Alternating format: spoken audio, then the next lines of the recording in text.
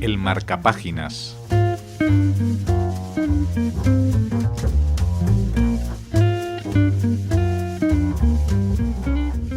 A muchos de ustedes les sonará esta voz. Hola, Isabel.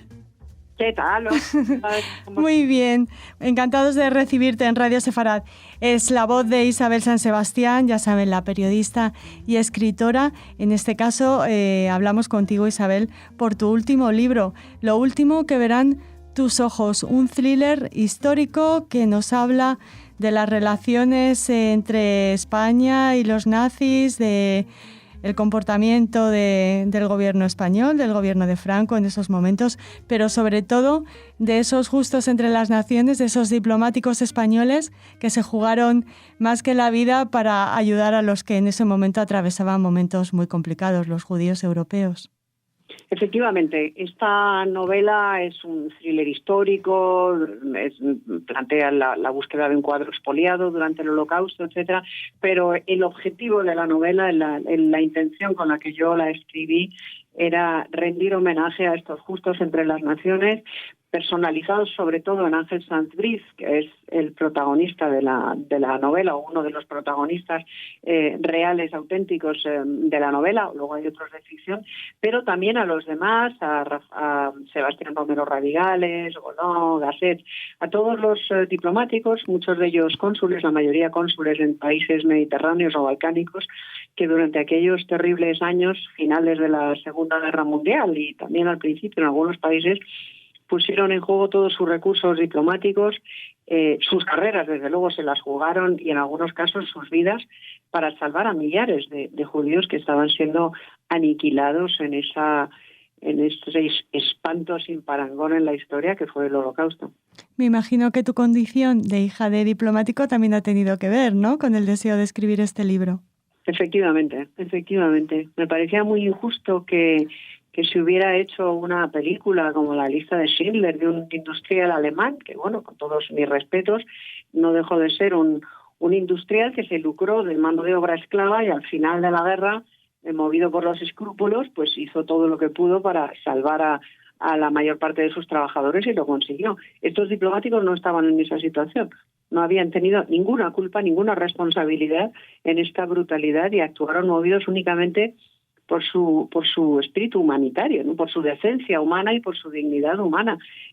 Ninguno de ellos era judío, eran todos católicos, y desde luego el gobierno de Franco no les había ordenado que lo hiciera, al revés, les había ordenado en algunos casos expresamente que se abstuvieran de actuar, y en otros casos sencillamente había mirado hacia otro lado y no les había brindado la menor ayuda, pero en ningún caso les había ordenado hacer lo que hicieron. O sea, lo hicieron a título individual y movidos por su condición humana, por su generosidad, por su dignidad y por su hombría de bien. Hablas de esos dirigentes políticos que miraron hacia otro lado, y también te refieres en el libro a los reyes católicos, a la expulsión, y estableces paralelismos, ¿no? Establezco un paralelismo sobre todo en la reacción que tuvieron las comunidades judías afectadas en uno u otro caso en España y en Hungría, Hungría es la protagonista de mi novela actual. Un abogado judío húngaro, de origen húngaro, ¿no? Es el propietario de ese cuadro cuya búsqueda luego da lugar a la novela histórica. En ambos casos, tanto en el caso de la comunidad española, de la comunidad judía española, en el año 1492, en el año de la expulsión, y en el caso de la comunidad judía húngara en el año 1943-44, nunca pensaron que llegaría a suceder lo que sucedió. Siempre pensaron que prevalecería su condición de españoles o húngaros frente a su condición de judíos, que prevalecería su patriotismo, que prevalecería la decencia de sus gobernantes, y que no llegaría a producirse lo peor. Pero lo peor se produjo, entre otras cosas, porque habían negado la posibilidad de que se produjera. Yo sostengo la tesis de que el mal existe, y al mal hay que reconocerlo y hay que plantarle cara. Porque si te crees que si intentas apaciguarlo, si intentas someterte a lo menos malo para así evitar lo peor, lo único que haces es ir directo al matadero. Uh-huh. Es entonces, Isabel, lo último que verán tus ojos, también una alerta de lo que está sucediendo ahora, no solo en Europa. Efectivamente, es una alerta de lo que sucede cuando se consiente el racismo, la xenofobia, cuando se consiente también el terrorismo, cuando se cede ante el terror en lugar de plantarle cara, cuando se intenta apaciguar al fanatismo, al dogmatismo, en lugar de enarbolar la defensa abierta de tus convicciones y de tus principios y de nuestras libertades democráticas que tanto nos ha costado conquistar. Efectivamente, es una amenaza, es una advertencia esta novela de lo que ocurre cuando se consienten determinadas perversiones, sea cual sea la naturaleza que adopte la perversión. A la perversión, a la maldad, a la injusticia suprema y a la brutalidad suprema hay que plantarle cara. Antes me ha encantado porque hablabas de judíos españoles en 1492, no de sefardíes, que eso vino después. Eso es algo que no muchos españoles dicen, ¿no? O decimos. No, es que eran tan judíos como que tan españoles como los cristianos o los árabes. Eran todos españoles. Bueno, en aquella época eran las Españas, porque era el Reino de Castilla y el Reino de Aragón. Todavía no se había producido la unificación. Estaba precisamente a punto de producirse. Pero eran igual de españoles. Eran todos españoles. Llevaban siglos en España sus familias, en Castilla o en Aragón, o antes en otros, a lo mejor en el Reino de Asturias o en el Reino de León, porque los reinos españoles fueron variando de nombre dependiendo de la época, ¿no? Pero eran españoles, eran judíos españoles o españoles judíos, me da igual el orden de las palabras. Y por supuesto... Sí, por supuesto. Y luego ya fueron sefardíes fueron después de la expulsión, antes fueron españoles. Claro, y por supuesto también citabas algunas ciudades, por supuesto también Toledo, que es muy importante en tu novela. Por supuesto, Toledo es la ciudad íntimamente relacionada con el legado judío en España, que es muy importante. Es la ciudad sagrada de las 10 sinagogas, es la ciudad del Greco también, el pintor, autor del cuadro, protagonista de la novela. Y es una ciudad impregnada de historia, impregnada de legado judío, que es un legado absolutamente indispensable para entender España y para entender la historia de España. Absolutamente indispensable. Y digo otra cosa en la novela, y lo he dicho en muchas entrevistas, y lo digo desde la más absoluta convicción. Si en algo han coincidido en España la extrema derecha y la extrema izquierda, siempre es en su antisemitismo. Siempre.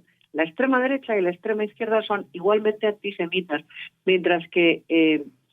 Las personas de Villa, no me refiero por supuesto a la época de los Reyes Católicos en los que los conceptos de extrema derecha y extrema izquierda no tenían sentido, me refiero a la época de Franco y a la actual, ¿no? A la que ha venido después.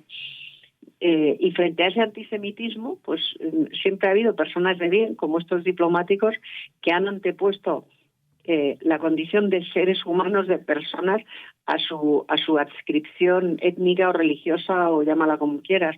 Y hay algo que a mí me emocionó mucho cuando estaba documentando la novela y leyendo muchos telegramas del archivo del Ministerio de Asuntos Exteriores, y es que estos cónsules, la mayoría eran cónsules, también algún consejero de embajada, como hacen Sanfrid, en sus telegramas al Ministerio, cuando suplicaban por favor permiso, autorización para dar visados de viaje para que estas personas pudieran ir a España, pudieran trasladarse a España, y suplicaban en su nombre, decían nuestros sefarditas, nuestros, no decían estos sefarditas, decían nuestros sefarditas. Ellos, en calidad de cónsules responsables de cualquier ciudadano español en el extranjero, en sus lugares de destino, consideraban a estas personas tan susceptibles de estar bajo su amparo y jurisdicción como a cualquier cristiano o adscrito a cualquier otra religión.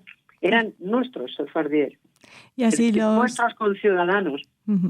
Y así lo reflejas en esta novela. Sabemos que tienes mucha prisa, Isabel. Te agradecemos muchísimo que nos hayas atendido. Y ya la última pregunta, ¿quién te gustaría que leyera lo último que verán tus ojos? Bueno, yo creo que es una novela que a cualquiera que la lea le va a entretener y le va a distraer y se la va a devorar, porque es muy amena. Es una novela realmente trepidante, es una historia trepidante, pero me gustaría especialmente que la leyeran los judíos españoles o cualquier persona que tenga ascendencia judía, porque probablemente aprenda cosas o descubra aspectos de su legado y de sus raíces que tal vez no conozcan en su profundidad, ¿no? También me gustaría que le leyeran muchas personas que tienen prejuicios racistas, para ver a dónde llevan estos prejuicios. Me da igual que los prejuicios sean hacia unas personas que hacia otras, pero me gustaría que las leyeran para ver a dónde llevan determinados prejuicios. Hay una cita que yo hago, ahora mismo no la recuerdo de memoria, pero es una cita que está grabada en el monumento al Holocausto de la ciudad de Boston, que es impresionante. Son 7 chimeneas de metacrilato de las que sale un vapor blanquecino evocando los hornos crematorios de los principales campos de concentración. Es realmente impresionante. Y en esa inscripción que yo reproduzco literalmente en la novela, se advierte precisamente de eso, ¿no? De que cuando se consienten los abusos, la persecución de seres inocentes, la aniquilación de las libertades, males como el Holocausto pueden volver a suceder. Y tal y como va el mundo en este momento, yo creo que es muy necesario que lo recordemos. Muy bien, muchas gracias, Isabel San Sebastián.